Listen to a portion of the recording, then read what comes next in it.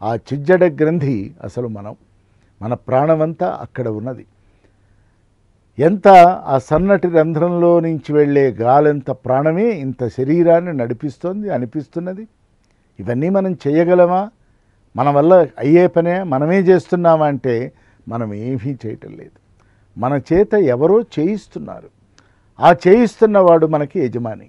మనం దేహదారులం మాత్రమే, ఆత్మగా మనం లోపల ఉన్నాం అనేటువంటి ఒక దివ్యమైనటువంటి ఆధ్యాత్మిక భావనని భగవాన్ ఇక్కడ మనకి చిజ్జడ గ్రంథి అనే మాట చెప్పకుండా, దైవం అనే మాట చెప్పకుండా తర్వాత ఆ ప్రాణము, వాయురోధము, వాయులీనము అవన్నీ మనకి చెప్తారు. అవన్నీ యోగశాస్త్రానికి సంబంధించిన తీవ్రమైనటువంటి పదాలు, గంభీర పదాలవి. వాటిని నెమ్మదిగా మనం విచారణ చేసుకోవచ్చు. కానీ ఇక్కడ ఎప్పుడైతే మనం ధ్యానించి ఉంటామో, ఎప్పుడైతే అనాహత చక్రం వైపు మనం చక్రం దాకా అంటే హృదయస్థానం దాకా మనం వస్తామో అక్కడ నుంచి పైవాటి జోలికి వెళ్ళొద్దన్నారు. విశుద్ధ చక్రం నీవు నిజమైనటువంటి సాధకుడిగా యోగించాలి, నువ్వు ఆత్మానుభూతిని పొందాలి అంటే దేనిపై ధ్యానించాలి? ఆజ్ఞాచక్రం మీద ధ్యానించామా దృశ్యాలు కనపడతాయి. విశుద్ధ చక్రం మీద ధ్యానించామా మంచి మాట, మంచి వాక్కు, మంచి పాట ఏర్పడుతుంది. లేదు సహస్రారం మీద చేద్దామా, అదేమో తురియ తల్పం, ఇంకా ప్రయాణం ఉందని చెప్తున్నారు.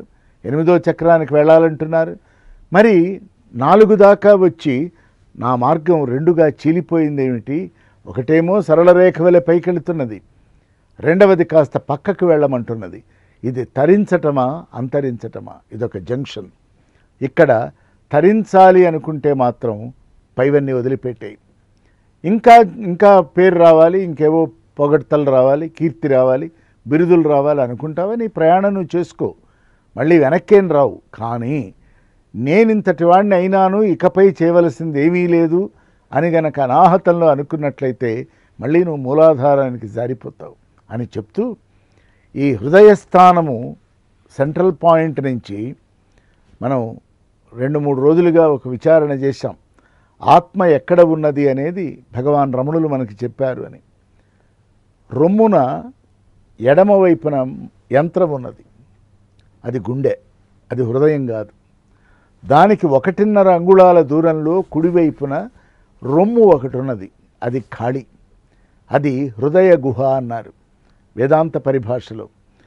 అది కుహరం, అదో గుహ. హృదయ కుహర మధ్యే కేవలం బ్రహ్మమాత్రం. అదేమంటుంది? యహం అహమితి సాక్షాత్ ఆత్మరూపేణ భాతి. నేను నేను నేను అంటూ ఒక ఆత్మరూపంగా ప్రకాశిస్తున్నది, వెలుగుమయమై ఉన్నది, వెలుగు రేఖ అయి ఉన్నది, జ్యోతి అయి ఉన్నది. ఆ జ్యోతి వైపు అనాహతం నుంచి 1.5 అంగుళాల దూరంలో ఇక్కడి నుంచి నువ్వు గనక నీ మనస్సు ఇప్పటికే కొంత శుభ్రపడింది, అనాహతం దాకా వచ్చింది, దానికి నేర్పరితనం ఉంది, దానికి స్కిల్ఫుల్ మైండ్ అంటామే అది ఏర్పడింది. దానిని తీసుకొని మళ్ళీ విశుద్ధము ఆజ్ఞాచక్రాలు అట్లా వెళ్ళే కంటే హృదయస్థానంలోకి చేర్చరాదా? మనస్సుని హృదయాన్ని కలపరాదా? కలిపితే నీకు ఆత్మానుభూతి దివ్యంగా డైరెక్ట్గా కలుగుతుంది. ఇదే డైరెక్ట్ పాత్, ఇదే సరళ చింతన. ఎప్పుడైతే ఈ నేనెవరు అన్నటువంటి ప్రశ్న మన ఎందు కలుగుతుందో, చింతనా భూమికలో కలుగుతుందో, అనాహతం నుంచి మన ధ్యానం అంతా అంటే మన కాన్సన్ట్రేషన్ అంతా హృదయం మీద గనక మనం పెట్టుకోగలిగినట్లయితే ఆ హృదయం మనస్సు యొక్క పుట్టిల్లు. మనసు అంటే ఆలోచనే, ఆ ఆలోచనే ప్రాణమవుతున్నది అంటే చైతన్యం అవుతున్నది. అది వేగాన్ని పుంజుకుంటే గాలి అవుతున్నది, అది ఒక ధారగా వెళుతుంటే ఫ్లో అవుతున్నది, ప్రవహిస్తూ ఉంటే వాహిని అవుతున్నది. అనేక పేర్లు, కానీ ఉన్నదంతా ఏమిటంటే గాలి బుడగ. అది వెళ్ళాలి. ఎక్కడికి వెళ్ళాలి? హృదయస్థానంలో కనుక వెళ్ళినట్లయితే తన మూలస్థానంలోకి తాను చేరినప్పుడు ఆనందపడతాడు. చిన్న ఉదాహరణ, మనం మన ఇల్లు వదిలిపెట్టి, మన ఊరు వదిలిపెట్టి, మన దేశం వదిలిపెట్టి ప్రపంచ పర్యటన చేశాం. ఓ 2 నెలలో 3 నెలలో అరౌండ్ ది వరల్డ్ మనం తిరిగి వచ్చేసాం. తిరుగుతున్నంతసేపు మన మనస్సు దేని మీద ఉంది? ఎక్కడ తిరిగినా, ఎక్కడ తిన్నా, ఏం చేసినా, ఎన్నెన్ని జరుగుతున్నా మన మనస్సు మన ఇంటి మీద ఉంది. ఏదో ఒక రోజు వెనక్కి రావాలి, ఆ సమయం ఆసన్నమైంది, మన ఇంటికి మనం వచ్చేసాం, రావాలి. మొట్టమొదట మన దేశంలో విమానం దిగ్గానే ఆనందం కలుగుతున్నది. మళ్ళీ అక్కడ కారెక్కాం, విమానాశ్రయించి మన ఇంటి దాకా వస్తున్నాం, మనకు అంతా తెలిసిన మార్గమే, ఆనందం కలుగుతుంది. సరళంగా డైరెక్ట్గా వచ్చేస్తున్నాం. వచ్చి మన ఇంటికి వచ్చేసాం, తలుపు తెరుచుకున్నాం, లోపలికి వెళ్ళాం. అన్నీ బరువు ప్రపంచం ఇచ్చిన వస్తువులన్నీ తెచ్చి వాకిట్లో పెట్టేశాం. ఒక్కళ్ళం వెళ్ళాం, హాయిగా మంచం మీద పడుకున్నాం. అప్పుడు అమ్మయ్య అన్నాం. ఈ 3 నెలలు ఏమన్నాం? అయ్యయ్యో అన్నాం. ఎప్పటికైనా ఇంటికి వెళ్తామా, మళ్ళీ మన ఇంటికి మనం క్షేమంగా వెళ్తామా అంటూ ఆ అమ్మయ్య అనేటువంటి ఆ తృప్తిని, హాయిని ఎప్పుడు పొందావంటే నీవు నీ స్వస్థానానికి చేరినప్పుడు.